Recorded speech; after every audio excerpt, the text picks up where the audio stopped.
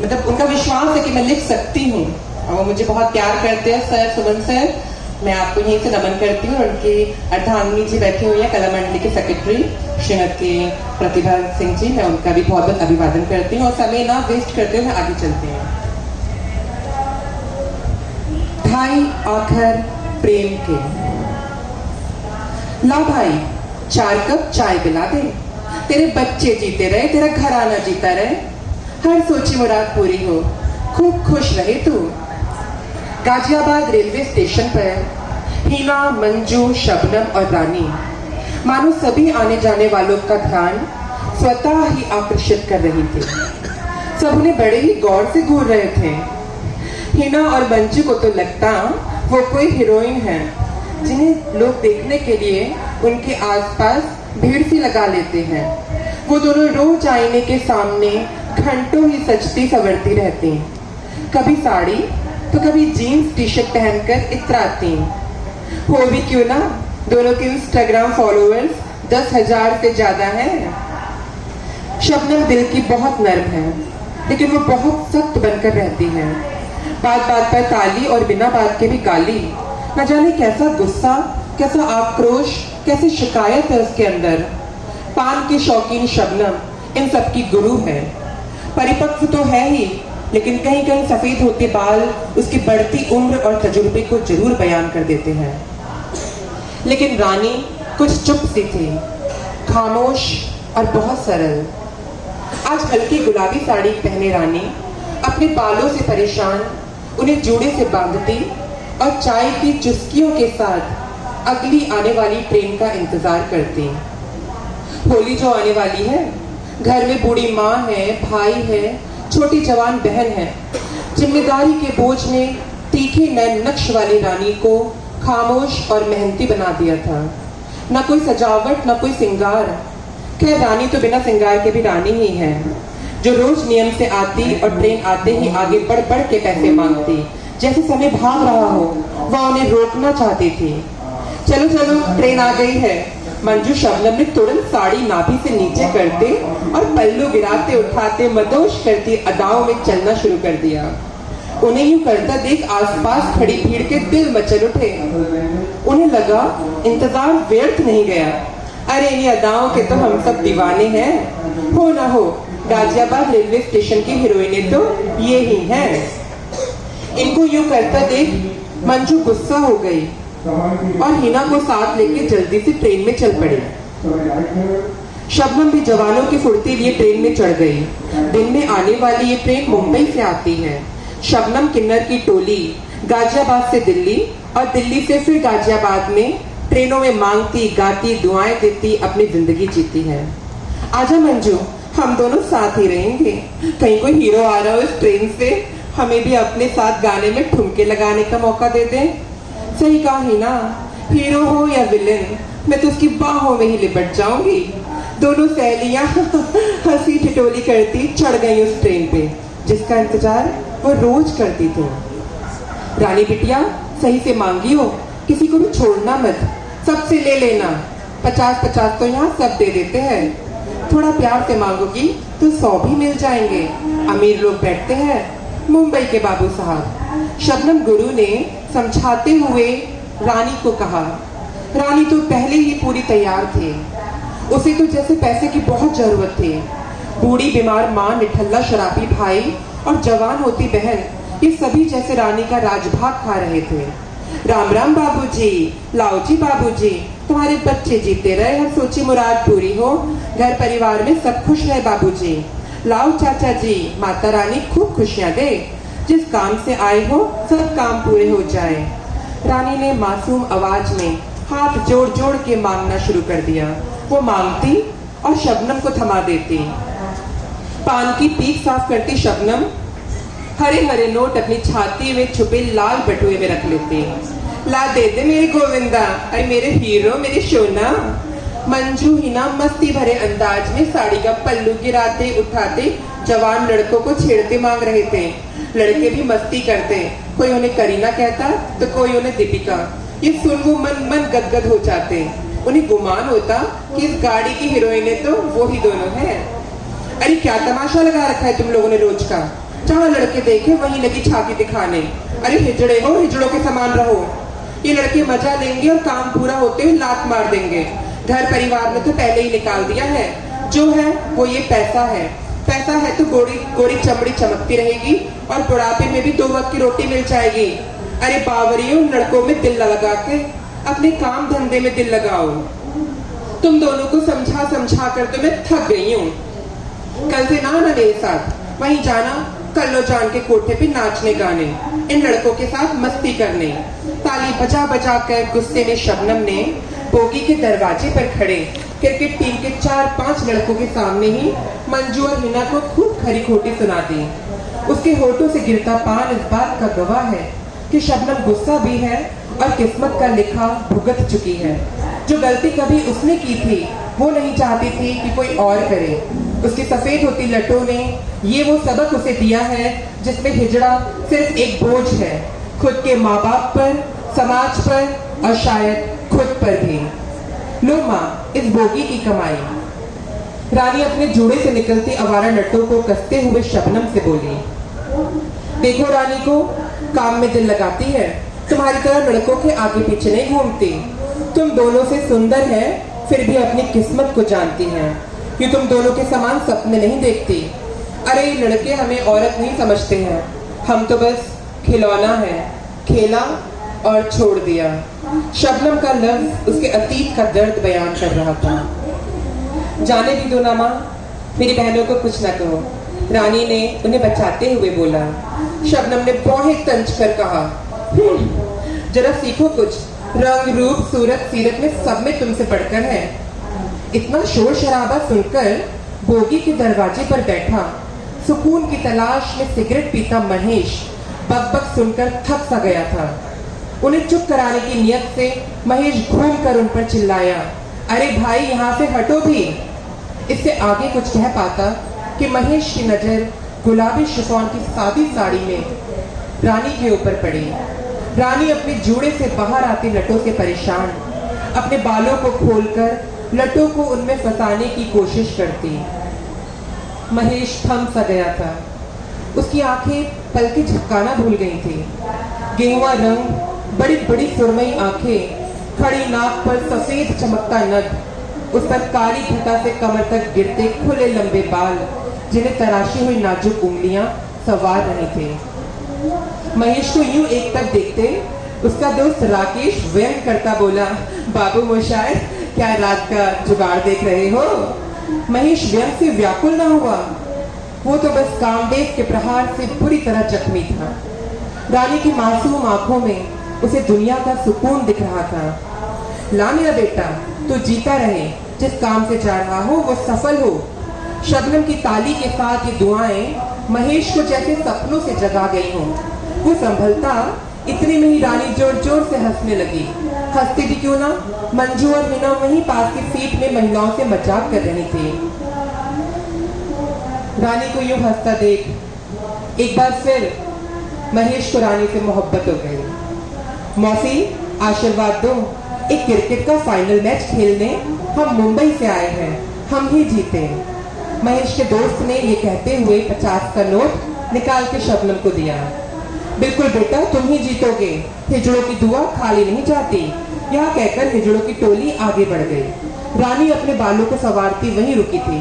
Train में लगे शीशे में उसने बालों को दोबारा से कसकर जड़ा और आईने में खुद को देख खुद से नफरत सी हो गई। आईने में उसका दर्द भरा कल उसे चिल्लाता रोता दिखाई पड़ा। मोहल्ले वालों के ताने, घर की गरीबी और समाज के वहशी पुरुषों से लुटती उसकी आबरू ने शबनम माई के डेरे तक उसको पहुंचा दिया। खुद की आंखों से खुद को आईने में देख खुद से नफरत और खुदा से शिकायत होती उसे। अचानक उसे आईने में खुद को देखती दो आंखें दिखी। वो पलटकर देखती है तो अपने पीछे महेश को खड़ा पाती है। एक नजर महेश को देखकर वो अगली बोगी में अपने साथियों के पास चली गई। उसके लिए महेश भी उसी मतलबी दुनिया का एक मर्द था जो किन्नर को सिर्फ वक्ती जरूरत समझता है। अरे कहाँ रह गई थी रानी बेटा? शबनम गुरु ने चिंता के लहजे में पूछा। कहीं नहीं माँ, आंख में कुछ चला गया था, मुंह धो रही थी। इतना बोलते बोलते वो भी उसी बोगी के अंत में पहुंचकर अपनी टोली के साथ बैठ गई। शबनम भी थक गई थी और पूरी ट्रेन की बस अनदेखा कर दिया हो। अरे ये लड़की कौन थी? महेश बोल उठा। लड़की? लड़की? अरे भाई, साड़ी पहनकर मेकअप करने से कोई लड़की नहीं बनता। ये तो किन्नर है, ना नर ना नारी, किन्नर, समझा?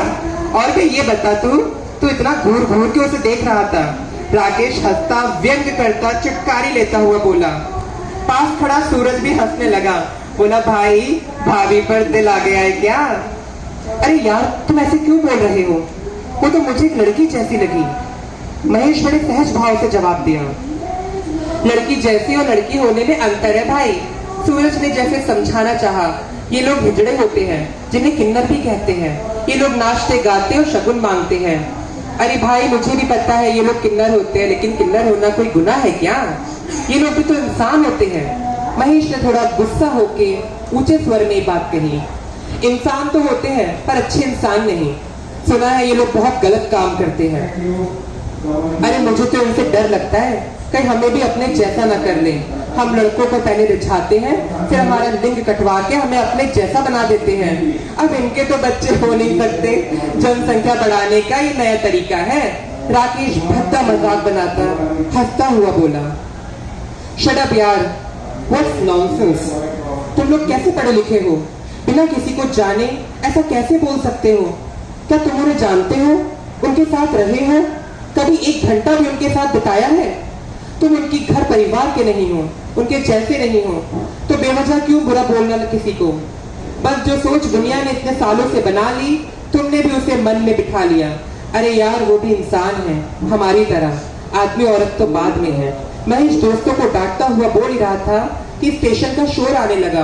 कुली कुली, चाय वाला, समोसे वाला, आलू पूड़ी ले लो।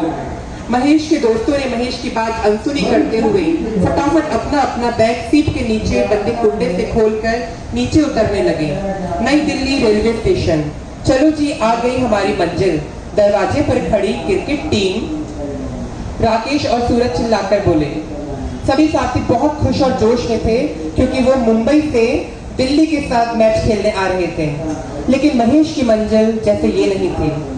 महेश की निगाहें रानी को ढूंढ रही थी। वो ट्रेन से उतरकर रानी को देखने का प्रयास कर रहा था। चलो कप्तान साहब, सुना है हमारा होटल बहुत पास में है, टीम के एक सदस्य ने महेश से कहा। महेश मन ही मन हंस पड़ा। कप्तान क्या खेलेगा? कप्तान तो आज खुद क्लीन बोल्ड हो गया है। थोड़ा संभलता महेश टीम से बोला, आप लोग होटल में एंट्री कीजिए, सामान वगैरह रखिए। मैं जरा आज का न्यूज़पेपर और कुछ जरूरी सामान खरीद कर तुरंत आता हूँ। और हाँ, मेरा रूम नंबर व्हाट्सएप करना मत भूलना। सुन, तूने कुछ खाया कि नहीं? दीदी, मैं आपका इंतजार कर रही थी। आपकी गाड़ी इतनी देर से क्यों आई? आज थोड़ी देर हो गई, लेकिन तुझे खाना खा लेना चाहिए था। और बाबू, अगर मैं कभी काम पर ना आई तो क्या करेगी? ऐसा ना कहो दीदी, तुम रोज आया करो। तुम आती हो तो लगता है।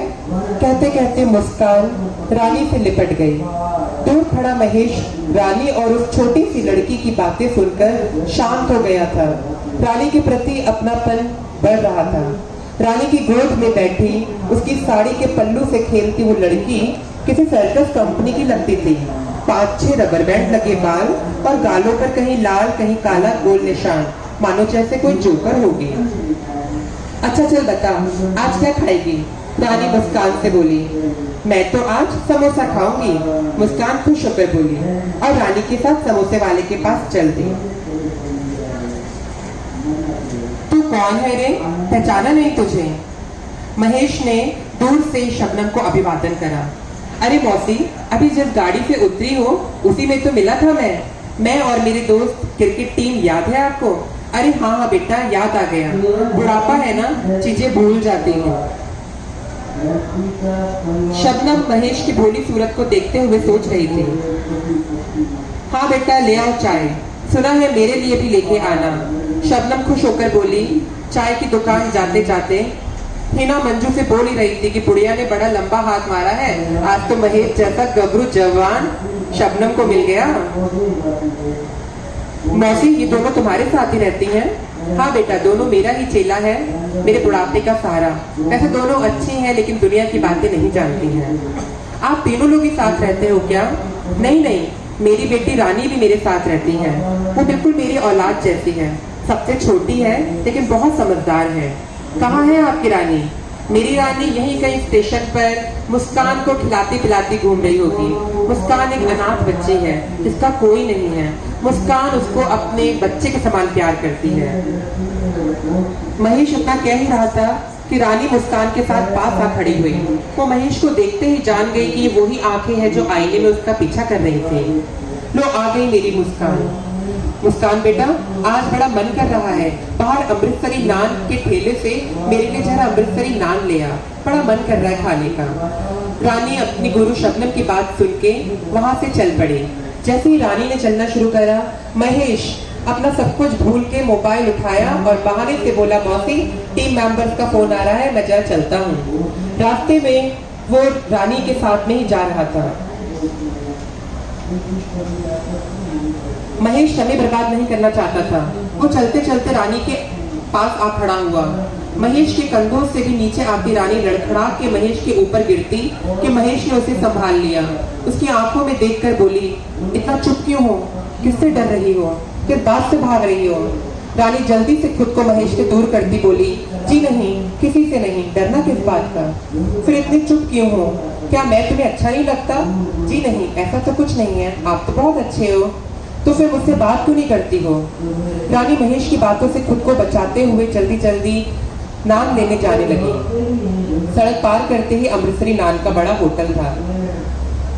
नान वाले को 4 प्लेट नान का ऑर्डर देके वो पास की दुकान पे ही लस्सी लेने चली गई। उसको यूं जाता देख महेश ने उससे बोला, तुम सबका ख्याल रखती हो, अपना ख्याल क्यों नहीं रखती हो? दिन भर करती क्या हो?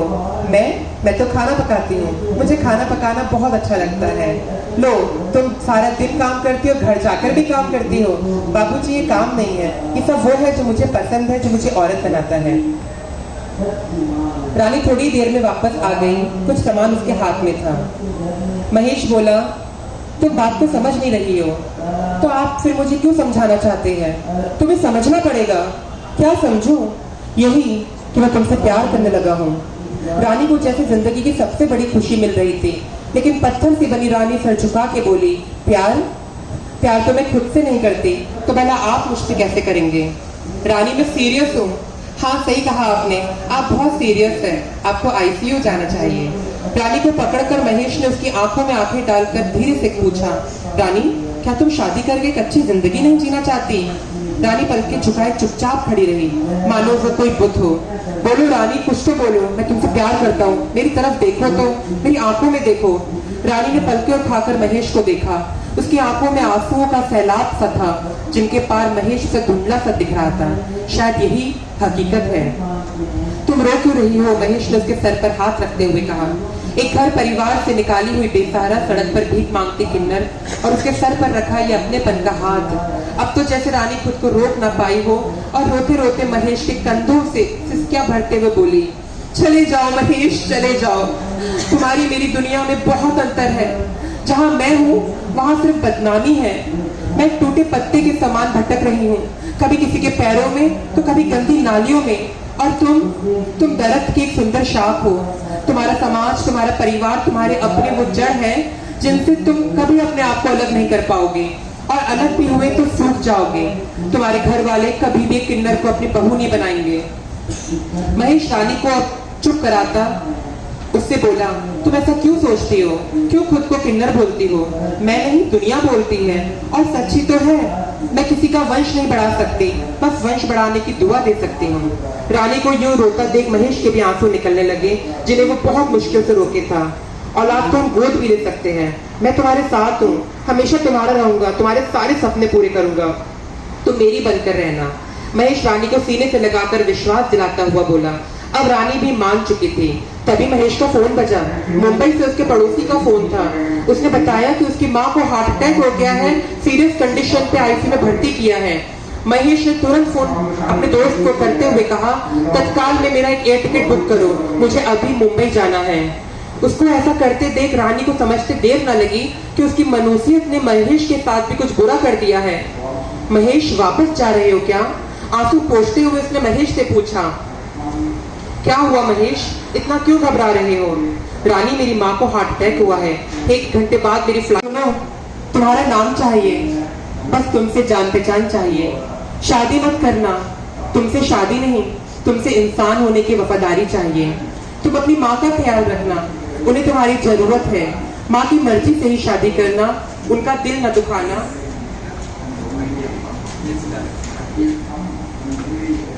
अपने सपनों को मारती हुई, दिल पर पत्थर रखती, आंसू पोंछकर महेश को हिम्मत देती, उसके हाथों को मजबूती से पकड़कर बोली, 2.5 आखर प्रेम के, 1 आखर तुम रख लो, एक अपनी पत्नी को दे देना, और जो बचा आधा वो मेरा नसीब।